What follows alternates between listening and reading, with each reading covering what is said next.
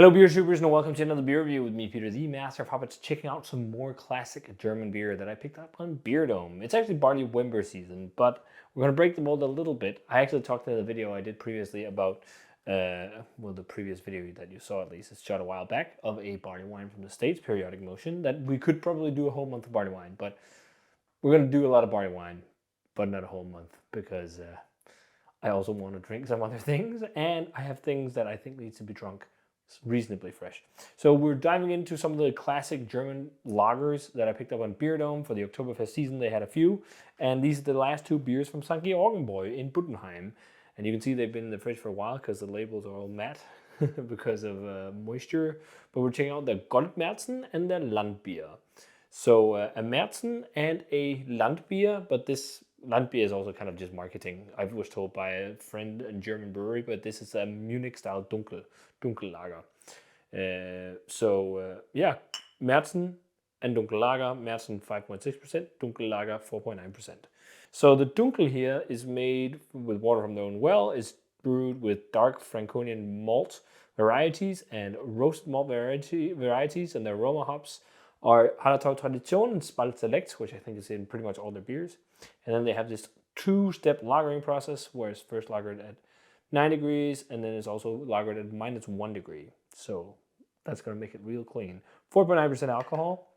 The last Munich Dunkel I had was from Augustina, and it was dead on to style. So let's see about this one. So it's lighter in color. The head is also not as frothy and nice looking. When I poured it out, it was, but it's not as dark. And it's definitely not like the darkest Munich Dunkel. It's like a brownish copper hue. I mean, some brewers would brew a Märzen that looked like this, like a darker Märzen even. But I've also seen a lot of like Danish brewers, when they've done Munich Dunkels, they've been this color. So I think it just kind of varies from brewery to brewery. But yeah, let's check it out. Clear as well. Check it out. Yeah, it doesn't smell nearly as sweet as a classic Munich Dunkel. It's more like Munich malt, heavy and bready. And not necessarily, like, not all Munich Dunkels are sweet, but it doesn't have that like sweet, bready, like slightly caramelly thing. It's more like lots of Munich malt. I'm almost getting something that reminds me a bit of smokiness. Yeah, and some pepper, some spice, some woody hoppy notes. It's interesting here on the side as well. They call it a beer country style. It's great German translations.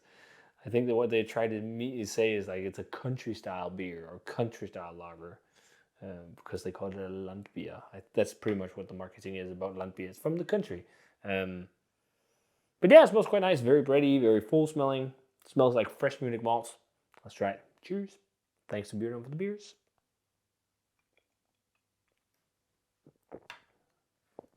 Drier, lighter Dunkel lager. Very approachable Dunkel lager. Yeah, it feels like a Dunkel, but just like the outer limit of the spectrum, where it's like super light on the toasty malt characters. I prefer them to be a bit more rich on the malt character without being too sweet as well. Like, it has some sweetness more so on the flavor than the aroma indicated, but it's not like crazy sweet. It's still a dry beer. Really toasty, fresh toasted bread, toasted pumpernickel. Really like a fancy kind of country loaf of some kind of artisanal bread that's toasted. And then that fresh kind of Munich malt character is probably part of that. Touch of like almost like caramelized note. It's very like quite nutty as well, but not like super intense on the nuttiness either. Spicy, woody, hoppy notes. It reminds me a little bit of a toned down, or just like less sweet version of Danish hvidøl, actually. Danish hvidøl has very similar flavors to this. It's just much, much sweeter, and maybe around the same color too. Not half bad, but I think the Augustina Dunkel was better. But yeah, tasty, good mouthfeel and everything, also for only 4.9%. So let's move over to the Märzen. Märzen usually brewed for the Oktoberfest season. There's the whole split thing. There's Oktoberfest, the actual Oktoberfest beer, which is lighter, and then there's the Märzens that also some brewers release. It varies a lot, but if it's a fest beer and it's a fest beer style, then it's lighter in color than a Märzen and more like kind of like an imperialized or stronger Helles lager, really. Also stronger than I think some Dortmund export beers, because they can be over 6%. But yeah, Märzen can be really nice. So this is 5.6%. It's also water from their own well. It says golden lager beer on here, Franconian light and caramel malts. Then it says finest aroma hops as well of the same varieties and also the same lagering process. So, I mean, it almost looks the same on camera. You can see it better here with the backgrounds of the light. It's just a shade lighter than the Dunkel lager. But it's definitely gold in color. It's a nice golden hue to this one. Crystal clear, nice fine effervescent. The head on this one was lovely looking. Let's check out the aroma on the Goldmärzen. Yeah, it's similar but lighter on those, like the robustness. It doesn't feel as robust. It doesn't have the same intensity of Munich malt. It smells more like easygoing and refreshing, sort of. It's still like a robust breadiness, but it's just like more like freshly baked bread than like toasted bread, because there's not like the same level of like toasty, roasty kind of nuances. Not a lot in terms of hop character. And we're going to take a break. And I'm back. Kids woke up. That's how it is these days. It's hard to shoot a review in one go in one take. But yeah, let's dive into this one. Cheers. Thanks for being on for the beer. Much more hoppy. Ooh, there's almost vibes to this that reminds me of like British ales.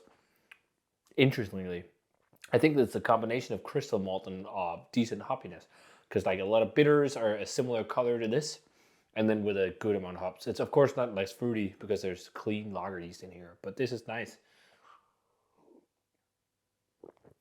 It's got like almost like a citrus vibe. It's definitely the most well hopped of all the beers so far from St. Georgen Bräu, even more so than the Pilsner, I think.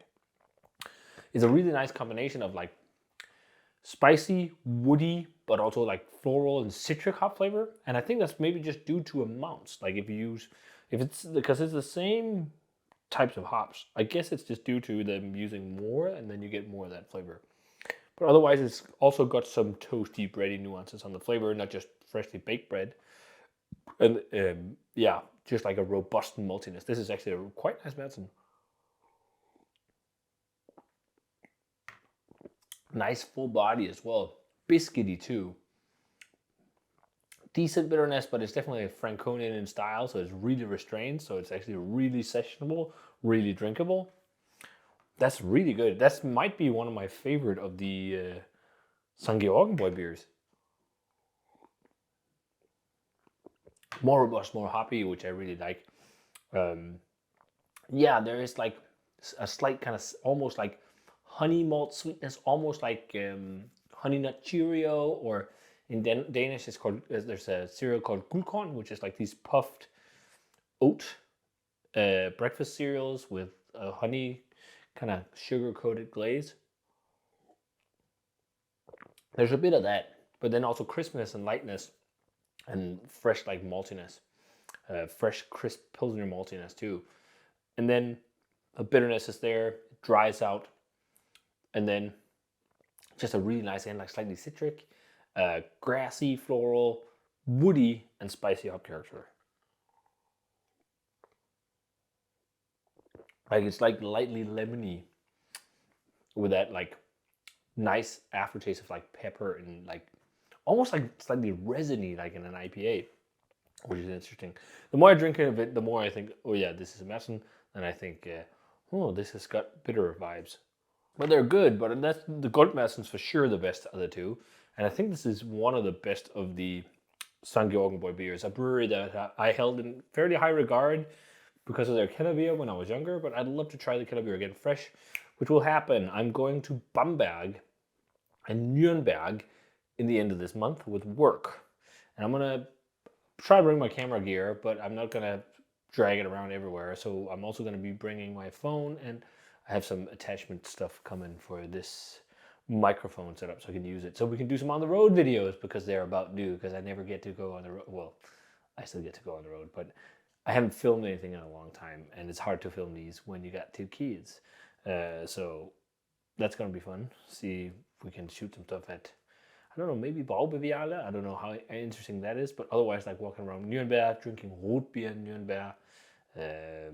Yeah, and I've already done a Bamberg video, but it'd be fun to revisit, do some, like try some different beers, visit some different breweries. So if you guys have any recommendations for the Bamberg area, and also the cities around Bamberg, of course, and of course also Nuremberg, let me know. It'd be fun to get some recommendations. We're going to be there for 4 days, I think. Wednesday, Thursday, Friday, Saturday. Yeah, four days we're there so, and then we're gone for 5 days in total. But yeah, this is my favorite. This is actually a really nice Märzen with lots of nice hoppy flavors to it. Like abrasively hoppy, definitely Franconian style, as I said, because it's still restrained, but there's like a lot of hop aroma and flavor with a more easygoing bitterness. In terms of a grade for this one, 91 or 92. This is a great Märzen. It's slightly different than some of the Märzens I've had from like recent times. It's more hoppy, but I don't mind that.